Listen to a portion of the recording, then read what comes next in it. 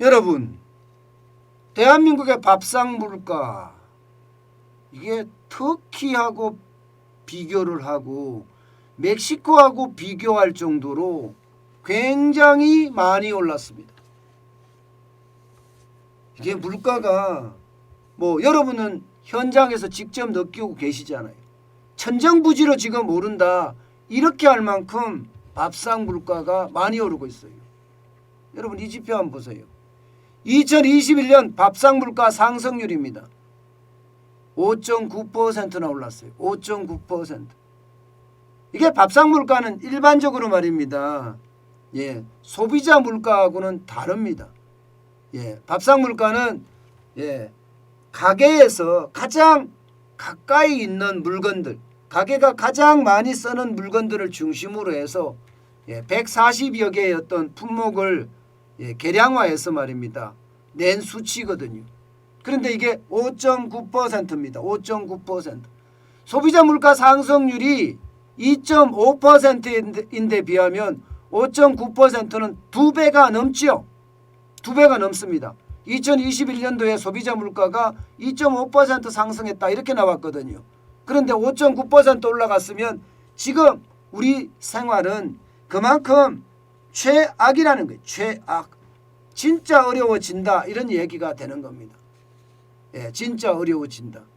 그런데 문제는 말입니다. 더 심각한 문제는 이 밥상 물가가 와우. OECD 국가 35개국 중에 말입니다. 3위예요. 3위. 이게 더 심각한 겁니다. 어떻게 보면 여러분 터키가 우리가 터키로 닮아가지는 않겠지 그렇게 이야기해왔잖아요. 예, 우리가 멕시코는 닮아가지 않겠지 이렇게 이야기해왔지만 5.9%라는 숫자는 OECD 국가 중에 3위를 기록하면서 말입니다. 이게 터키가 24.3%예요. 멕시코가 7.2%예요. 대한민국이 5.9%로 3위예요. 그런데 지금도 돈을 풀고 있기 때문에 저는 이게 앞으로 물가는 더 올라갈 거라고 봅니다. 지금 말입니다. 문재인 정부가 하는 모양새를 보면 물가는요 굉장히 올라갈 거라고 저는 생각을 해요. 예, 여러분 물가 안 올라간다고 생각을 하면 큰 착각이라는 거 이제 아셔야 됩니다. 인플레이션의 강도가 굉장히 세진다는 거예요. 실제로도 보세요 여러분. 2017년 문재인 정부가 태동하기 전에는 뜨가지만 하더라도 3.4%였어요. 2019년 0까지 내려갔던 쉽게 말하면 밥상 물가가 지금 2021년은 5.9%까지 올라갔거든요. 좀 더 길게 볼까요? 좀 더 길게 보면요. 2012년부터 시작을 해서 2021년까지 지금 2021년에 가장 많이 올라갔어요. 오죽했으면 여러분 터키나 멕시코가 대한민국하고 비교가 할까요? 비교 대상이 될까요?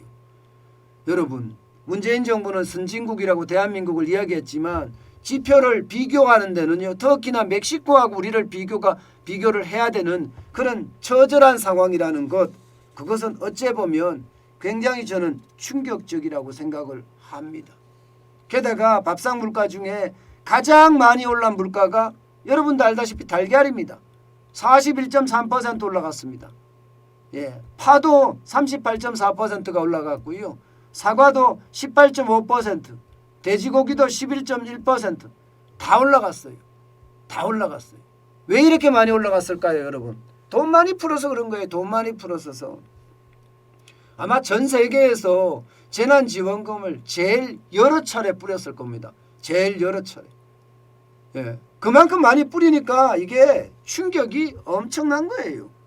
여러분도 알다시피 현금을 2020년만 하더라도 추경이 얼마였어요? 60조였잖아요. 2021년도에도 추경이 50조예요. 올해도 추경이 14조입니다. 14조. 돈을 지금 마구마구 뿌린다. 살포한다. 이렇게 이야기할 만큼 많이 뿌리잖아요. 많이 뿌리면 뿌리는 만큼 여러분 물가는 올라갈 수밖에 없습니다. 물가는 계속해서 올라갈 거예요. 이렇게 되면 물가가 고공행진을 할 수밖에 없습니다. 지금 상황 자체가 물가가 고공행진으로 지금 계속 가고 있다는 사실이에요.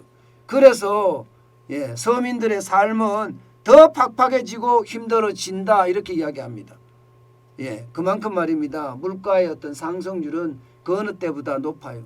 얼마 전에 예, 기획재정부에서 소비자 물가 예, OECD 35개국 중에 25위잖아. 소비자 물가가 3.7%인데 굉장히 낮다고 자랑을 했어요. 그때 자랑할 때 여러분 제가 그때 말씀을 드렸을 겁니다. 여러분들에게. 주택가격이 안 들어갔다. 예, 거주비가 안 들어갔다. 거주비가. 대한민국은 소비자 물가 조사하는데 거주비가 안 들어가요. 다른 나라들은 거주비가 들어가고요. 그렇기 때문에 거주비를 포함시켜서 하면 여러분 예, 실제 OECD 국가 중에서도요 소비자 물가가 굉장히 많이 올라갔습니다. 예, 그런데 거주비가 빠진 예, 밥상 물가를 비교해 보면 와우 대한민국의 물가가 얼마나 지금 올라가고 있는지 여러분들도 이해하실 수 있겠죠. 터키나 멕시코 다음이 대한민국이라고 이야기할 정도로 심각한 양산으로 가고 있다는 겁니다. 예, 심각한 양산으로. 문제는 여러분 여기에서 끝나지 않아요. 여러분 우리는요 진짜 물가에 대한 충격 엄청나게 올 거예요. 제가 그래서 적어도 올해 내내는 스태그플레이션 저성장 고물가가 올 거라고 말씀을 드렸잖아요.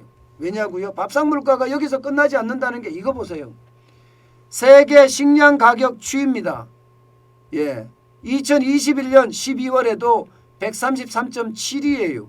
2019년에 93.3이었던 것을 비하면 여러분 지금 133.7이면 지금 세계 식량 가격이 폭등한다는 이야기잖아요. 세계 식량 가격이 폭등하고 있는데 밥상 물가가 떨어질 거라고 예상한다고요? 아이고 이거는 불가능합니다. 불가능합니다. 더 많이 올라가면 올라갔지 이게 절대로 떨어지지는 않습니다. 우리는 곡물을 대부분 수입해요. 여러분도 알다시피 곡물 중에 최고로 많이 수입하는 게 뭡니까 여러분? 대두나 뭐 옥수수나 혹은 밀이나 이런 게 있잖아요. 그중에 여러분 우리의 제2의 주식이 뭘까요? 여러분도 잘 알고 있는 거 있잖아요. 제2의 주식. 제2의 주식은요 여러분 우리는 밀가루입니다. 밀가루. 예, 밀가루가 지금 폭등하고 있다 이렇게 이야기할 만큼 밀가루 많이 올라가죠. 요즘요 제과 회사도 마찬가지고요. 제과점도 마찬가지고 예, 식재료비가 너무 많이 올라가서 빵값을 안 올릴 수가 없다. 이렇게 이야기하고요. 국수값, 라면값 다 올린다고 이야기합니다. 이렇게 되면 여러분 소비자 물가, 밥상 물가는 점점 더 올라갈 수밖에 없어요. 점점. 제가 여러분들에게 지표 갖고 계속 이야기를 하잖아요. 아마 여러분들도 아실 거예요. 제가 지금까지 예, 경제 브리핑을 하고 예, 속보 브리핑을 하고 거기에 대한 분석을 내놓고 전망까지 내놓잖아요. 그러면 그 전망이 틀리는 거 맞습니까? 거의 맞습니다. 왜 맞느냐? 저는 지표 갖고 설명하기 때문이에요. 지표 갖고. 제 감으로 설명하는 것도 아니고요. 현장을 보고 설명하는 것도 아닙니다. 민간에서 나오는 지표 그리고 정부에서 나오는 지표 세계 시장에서 나오는 지표 이런 것을 통틀어서 제가 예, 그것을 믹스한 다음에 여러분들에게 전망을 해드리는데 거의 맞아떨어졌잖아요. 지금 이대로 가면요. 우리 밥상 물가는 더 많이 올라갈 수밖에 없다. 이렇게 이미 분석됩니다. 그만큼 말입니다. 우리가 충격이 올 거니까 그 충격에 대한 대비책 반드시 가져가야 됩니다. 특히 말입니다. 물가가 오르면 서민만 더 고통스럽습니다. 그 고통을 이겨낼 수 있는 방법은요. 결국 일자리를 만들 수밖에 없는데 일자리가 있어야 되는 수밖에 없잖아요. 결국 그거는요. 다음 정부에 미뤄져 있으니까 다음 대통령이 누가 되든 여러분 제일 중요한 것은 일자리를 만드는 대통령. 그런 대통령이 됐으면 좋겠습니다.